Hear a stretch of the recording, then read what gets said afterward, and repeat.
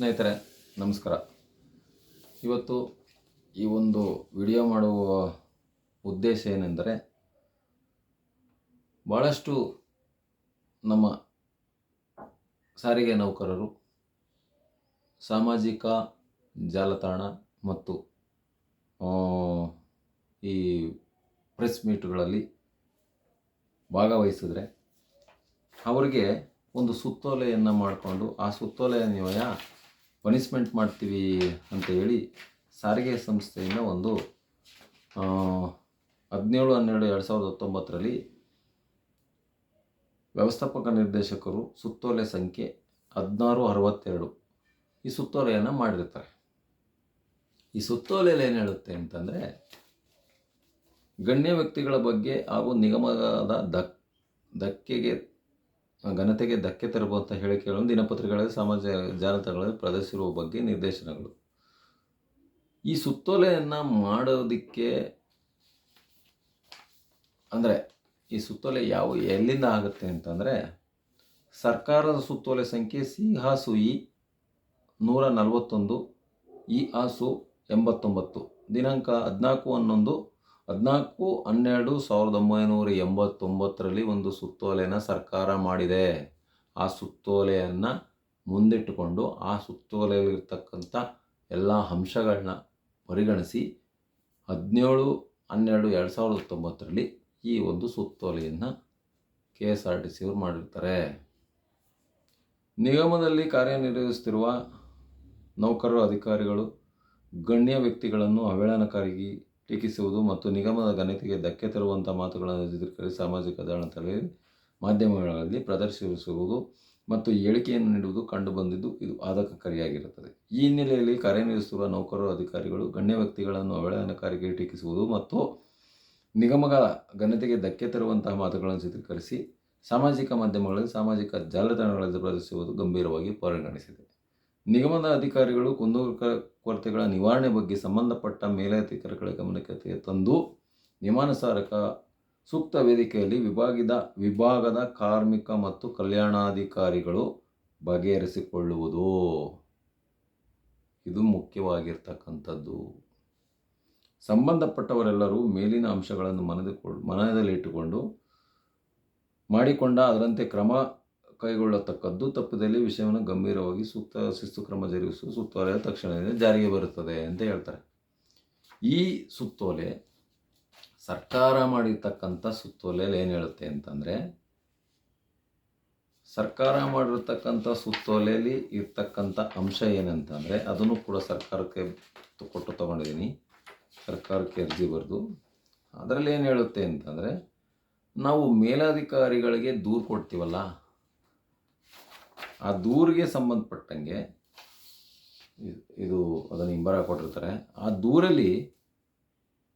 ಆ ದೂರನ್ನು ನಾವು ಇಂಥ ಅಧಿಕಾರಿಗಳು ಈ ರೀತಿಯಾಗಿ ಹಿಂಗೆ ತೊಂದರೆ ಕೊಡ್ತಿದ್ದಾರೆ ಅಂಥೇಳಿ ನಾವು ಮೇಲಧಿಕಾರಿಗಳಿಗೆ ದೂರು ಕೊಟ್ಟು, ಒಂದು ದೂರಿಗೆ 30 ದಿವಸನ 15 ದಿವಸನ ಸರ್ಕಾರಿ ನಿಯಮಾವಳಿ ಪ್ರಕಾರ 30 ದಿವಸ ಇದೆ.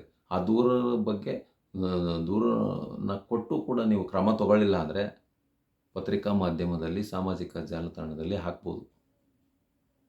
ಅದೇ ರೀತಿ ಸರ್ಕ್ಯುಲರ್ ಸರ್ಕಾರ ಮಾಡಿರೋದು. ಅದನ್ನು ನೀವು ಮಿಸ್ಗೈಡ್ ಮಾಡಿಕೊಂಡು ಈ ರೀತಿಯಾಗಿ ಈ ಸುತ್ತೋಲೆಯನ್ನು ಮುಂದಿಟ್ಕೊಂಡು ಬಹಳಷ್ಟು ಜನಕ್ಕೆ ನೀವು ಅನ್ಯಾಯ ಮಾಡಿದಿರಿ. ಅದರಲ್ಲಿ ಇದೇ ಒಂದು ಸುತ್ತೋಲೆಯನ್ನು ಇಟ್ಕೊಂಡು ಭಾಳಷ್ಟು ಜನನ ಕೆಲಸದಿಂದ ತೆಗೆದಿದ್ದೀರಿ. ನೋಡಿ, ಈ ಸುತ್ತೋಲೆ ಬಂದ್ಬಿಟ್ಟು 141 CHSUE 89. ಸರ್ಕಾರಕ್ಕೆ ಒಂದು ಅರ್ಜಿ ಹಾಕ್ತೀನಿ. ಏನಂತ,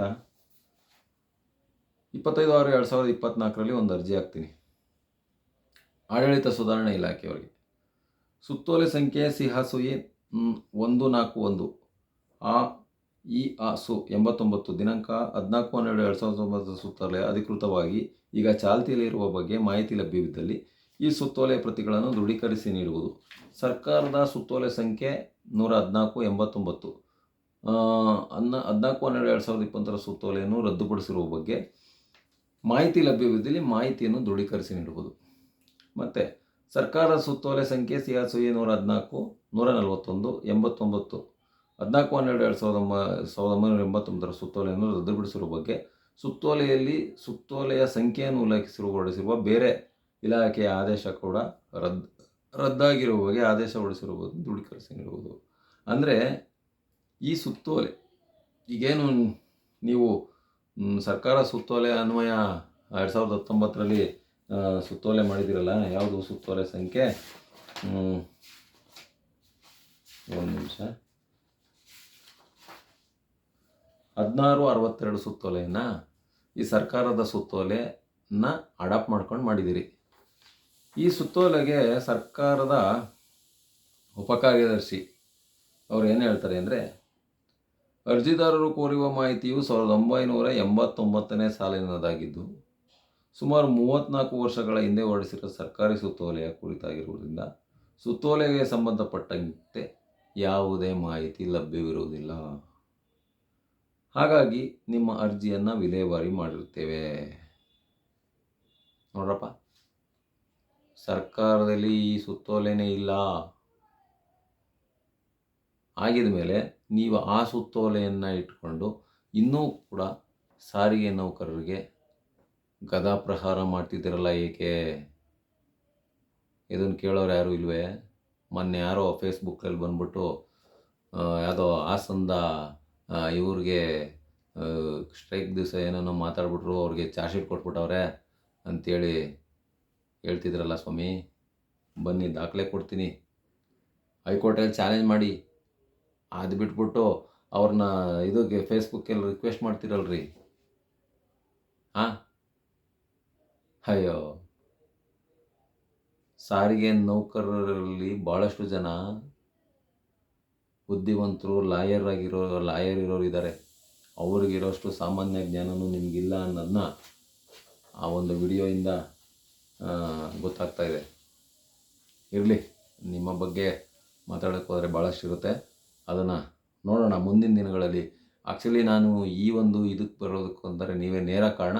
ಮುಂದಿನ ದಿನಗಳಲ್ಲಿ ನೋಡೋಣ, ಅದರ ಬಗ್ಗೆ ನಿಮ್ಮ ಬಗ್ಗೆ ಗುಣಗಾನ ಮಾಡೋದು ಮುಂದೆ ಇರುತ್ತೆ, ಅದನ್ನು ಬರ್ತೀನಿ.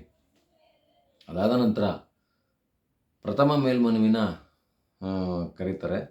ಯಾವತ್ತು? 23/7/2024 ಏನಂತ ಹೇಳ್ತಾರೆ ಅಂತಂದರೆ,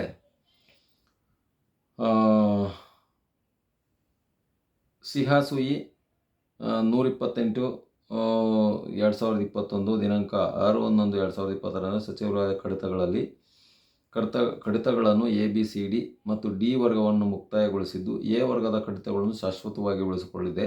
BCD, BC ಮತ್ತು D ವರ್ಗದ ಕಡಿತಗಳನ್ನು ಮುಕ್ತಾಯಗೊಂಡ ದಿನಾಂಕದಿಂದ ಕ್ರಮವಾಗಿ 30 ವರ್ಷ, 5 ವರ್ಷ, 1 ವರ್ಷಗಳ ನಂತರ ನಾಶಪಡಿಸಲಾಗುತ್ತದೆ.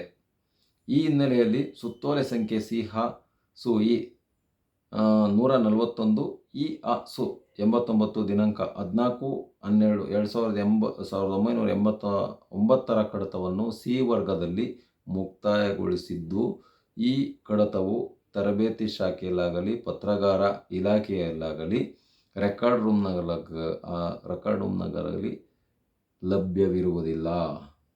ಆದ್ದರಿಂದ ಈ ಒಂದು ಮಾಹಿತಿ ನನಗೆ ಕೊಡಲು ಸಾಧ್ಯವಿಲ್ಲ, ಈ ಪತ್ರನೇ ಇಲ್ಲ ಸರ್ಕಾರದಲ್ಲಿ ಅಂತೇಳಿ ಎಂಡಾರ್ಸ್ಮೆಂಟ್ ಕೊಟ್ಟಿದ್ದಾರೆ. ಆಗಿದ ಮೇಲೆ ನೀವು ಈ ಪತ್ರ ಸರ್ಕಾರದಲ್ಲೇ ಸತ್ತೋಯ್ತು ಅಂದಮೇಲೆ ನೀವು ಮತ್ತೆ ಈ ಒಂದು ಪತ್ರವನ್ನು, ಯಾವುದು 1662 ಸುತ್ತೋಲೆ ಸಂಖ್ಯೆ, ಈ ಪತ್ರವನ್ನು ಇಟ್ಕೊಂಡು ಯಾಕೆ ಬ್ಲ್ಯಾಕ್ ಮೇಲ್ ಮಾಡ್ತಾಯಿದ್ದೀರಿ ಸಾರಿಗೆ ನೌಕರರಿಗೆ? ಫೇಸ್ಬುಕ್ಕಲ್ಲಿ ಬಂದು ಮಾತಾಡ್ತಿರಲ್ಲ ಸಾಹೇಬ್ರೆ, ಮೊನ್ನೆ ರಿಕ್ವೆಸ್ಟ್ ಮಾಡಿದ್ರಲ್ಲ, ಮಾಡ್ರಿ ಹೋರಾಟ. ಇದ್ರ ಮೇಲೆ ಡಾಕ್ಯುಮೆಂಟ್ ನಾನೇ ಕೊಡ್ತೀನಿ ನಿಮಗೆ. ಈ ದಾಖಲೆ ಅಸಲಿ ದಾಖಲೆನ ಕೊಡ್ತೀನಿ ನಿಮಗೆ. ಕೋರ್ಟಲ್ಲಿ ಕೇಸ್ ಮಾಡಿರಿ. ಅದು ಬಿಟ್ಬಿಟ್ಟು ಯಾರೆಲ್ಲೋ ರಿಕ್ವೆಸ್ಟ್ ಮಾಡ್ತಿರಲ್ರಿ. ಹಾಗಾಗಿ ಮತ್ತೆ ಯಾವುದೇ ಸುತ್ತೋಲೆಯನ್ನು ಮಾಡಬೇಕಾದ್ರೆ ಸಾರಿಗೆ ಸಂಸ್ಥೆಯ ನೋಂದಾಯಿತ ಏನು ಇವರು ಯೂನಿಯನ್ಗಳಿದ್ದಾರೆ, ಅವ್ರನ್ನ ಯಾರನ್ನೂ ಕರೆಯೋದಿಲ್ಲ ಈ ಸುತ್ತೋಲೆಗಳು ಮಾಡೋದಕ್ಕೆ. ಯಾಕೆ ಅನ್ನೋದು ಪ್ರಶ್ನೆ ಆಗಿರ್ತದೆ. ಇವರವರು ಇಷ್ಟ ಬಂದಂಗೆ ಸುತ್ತೋಲೆಗಳನ್ನ ಮಾಡ್ಕೊಂಡಿರ್ತಾರೆ. ಇರಲಿ, ಆಯಿತು, ಮುಂದಿನ ದಿನಗಳಲ್ಲಿ ಅದ್ರ ಬಗ್ಗೆನೂ ಒಂದು ಕೂಡ ಹೋರಾಟವನ್ನು ಮಾಡೋಣ ಅಂತ ಹೇಳ್ತಾ, ಈ ಸುತ್ತೋಲೆ ಬಗ್ಗೆ ಸರ್ಕಾರದಿಂದ ಅಧಿಕೃತವಾಗಿ ನಮಗೆ ಎಲ್ಲ ದಾಖಲೆ ಸಮೇತ ಮಾಹಿತಿ ಸಿಕ್ಕಿದೆ. ಹಾಗಾಗಿ ಏನು ಯಾವುದೂ ಇದು ಅಪರಾಧವಲ್ಲ. ಒಂದು ವೇಳೆ ಸರ್ಕಾರಕ್ಕೆ ಮತ್ತು ನಿಗಮಕ್ಕೆ ಪತ್ರ ಮುಖೇನ ಕೊಟ್ಟು ಕೂಡ ನೀವು ಯಾವುದೇ ಕ್ರಮ ತಗೊಳ್ಳಿಲ್ಲ ಅಂದರೆ, ನಾನು ಮಾಡಿರ್ತಕ್ಕಂಥ ಎಲ್ಲ ವಿಡಿಯೋಗಳಲ್ಲಿ, ದಾಖಲೆಗಳಲ್ಲಿ ನಿಮಗೆ ಪತ್ರ ಮುಖೇನ ತಿಳಿಸ್ಬಿಟ್ಟಿದ್ದೀನಿ. ಇಷ್ಟು ದಿನದಲ್ಲಿ ನನಗೆ ಉತ್ತರ ಸಲ್ಲಿಸಿಲ್ಲ ಅಂದರೆ ನಾನು ಸಾಮಾಜಿಕ ಜಾಲತಾಣ, ಪತ್ರಿಕಾ ಮತ್ತು ಪ್ರಸಾರ ಮಾಧ್ಯಮದಲ್ಲಿ ಪ್ರಸಾರ ಮಾಡ್ತೀನಿ ಅಂತೇಳಿ ನಿಮಗೆ ಮನವಿನೇ ಪ್ರಿಂಟ್ ಮಾಡಿ ಕೊಟ್ಬಿಟ್ಟಿದ್ದೀನಿ. ಇನ್ನೂವರೆಗೂ ಅದಕ್ಕೆ ಮಾಹಿತಿನೇ ಇಲ್ಲ. ಹಾಗಾಗಿ ನಿಮಗೂ ಕೂಡ ನಾನು ಪತ್ರ ಮುಖೇನ ನಾನು ನಿಮಗೆ ಕಳಿಸಿದ್ರೂ ಕೂಡ ಅವುಗಳಿಗೆ ಹಿಂಬರಹ ಕೊಡೋದಕ್ಕೂ ಕೂಡ ನಿಮ್ಮಲ್ಲಿ ಸಮಯ ಇಲ್ಲ ಅನ್ನೋದು ನನ್ನ ಪತ್ರಗಳಿಂದ ಪ್ರೂವ್ ಆಗಿದೆ. ಹಾಗಾಗಿ ಈ ಒಂದು ಸುತ್ತೋಲೆಗೆ ವ್ಯಾಲ್ಯೂ ಇಲ್ಲ. ಮತ್ತು ಈ ಸುತ್ತೋಲೆಗಿಂತ ಮುಂಚಿತವಾಗಿ KRS ಪಕ್ಷದವರು ಒಂದು ಹೋರಾಟವನ್ನು ಮಾಡ್ತಾರೆ. ಆಗ ಸರ್ಕಾರ ಒಂದು ಮಧ್ಯಾಹ್ನ ಒಂದು ಆರ್ಡ್ರನ್ನ ಮಾಡ್ತದೆ, ಎಲ್ಲೇ ಸಾಮಾಜಿಕ ಜಾಲದಲ್ಲಿ ಪ್ರಸಾರ ಮಾಡೋಂಗಿಲ್ಲ, ಚಿತ್ರೀಕರಿಸೋಂಗಿಲ್ಲ, ಮತ್ತೊಂದು ಅಂತ. ಮತ್ತು ಮಧ್ಯರಾತ್ರಿ, ಅದೇ ದಿನ ಮಧ್ಯರಾತ್ರಿ ಇದು ಏನೋ ಹೋರಾಟಗಳು ಜಾಸ್ತಿ ಆದಾಗ ಅದೇ ದಿನ ಮಧ್ಯರಾತ್ರಿ ಆ ಸುತ್ತೋಲೆಯನ್ನು ಕೂಡ ವಾಪಸ್ ತಗೊಂಡಿರ್ತದೆ. ಅಂದರೆ ಸರ್ಕಾರದ ಮಟ್ಟದಲ್ಲೂ ಕೂಡ ಈಗಲೂ ಕೂಡ ಯಾವುದೇ ಸುತ್ತೋಲೆ ಆದೇಶ ಇಲ್ಲ. ಹಾಗಾಗಿ ಈ ಎಲ್ಲ ಆದೇಶಗಳು ರದ್ದಾಗಿರ್ತದೆ. ಆ ರದ್ದಾಗಿರೋದನ್ನು ಕೂಡ ಇಟ್ಕೊಂಡು ಸಾರಿಗೆ ಸಂಸ್ಥೆಯಲ್ಲಿ ಈ ಒಂದು ಕಾನೂನನ್ನು ಅಸ್ತ್ರವನ್ನು ಬಳಸ್ಕೊಂಡು ಭಾಳಷ್ಟು ಜನಕ್ಕೆ ತೊಂದರೆ ನೀಡ್ತಾ ಇರ್ತಕ್ಕಂಥದ್ದು ಗಂಭೀರವಾಗಿ ತಗೊಂಡು ಇದ್ರ ವಿರುದ್ಧವಾಗೂ ಕೂಡ ನಾನು ಪಾರ್ಟಿ ಇನ್ ಕೇಸ್ ಅಂತ ಏನಿದೆಯೋ ಸರ್ಕಾರ ಕೋರ್ಟ್ ಮಾಡಿರ್ತಕ್ಕಂಥ ದಾಖಲೆಗಳ ಪ್ರಕಾರ ನಾನೇ ಹೋರಾಟ ಮಾಡಲು ನಿರ್ಧರಿಸಿದ್ದೀನಿ ಸ್ನೇಹಿತರೆ. ಮುಂದಿನ ದಿನಗಳಲ್ಲಿ ನಾನೇ ಕೆಲವೊಂದಷ್ಟು ಸಾರಿಗೆ ಸಂಸ್ಥೆಗೆ ಸಂಬಂಧಪಟ್ಟಂಗೆ ನನಗೆ ಆಗಿರ್ತಕ್ಕಂಥ ಅನ್ಯಾಯಗಳನ್ನ ನಾನೇ ಕೋರ್ಟಲ್ಲಿ ಲಾಯರ್ ರೀತಿ ವಾದ ಮಾಡೋದಕ್ಕೆ ಮುಂದಾಗ್ತೀನಿ ಅಂತ ಹೇಳ್ತಾ, ಈ ಒಂದು ಸುತ್ತೋಲೆ ಬಗ್ಗೆ ಸರಿಯಾದ ರೀತಿ ಮಾಹಿತಿ ಕೊಟ್ಟಿದ್ದೀನಿ ಅಂತ ಹೇಳ್ತಾ ನೀವೆಲ್ಲ ತಿಳ್ಕೊಂಡಿದ್ದೀರಿ ಅಂತ ತಿಳ್ಕೊಳ್ತಾ ಈ ಒಂದು ವಿಡಿಯೋನ ಮುಗಿಸ್ತಾ ಇದ್ದೀನಿ. ನಮಸ್ಕಾರ ಸ್ನೇಹಿತರೆ.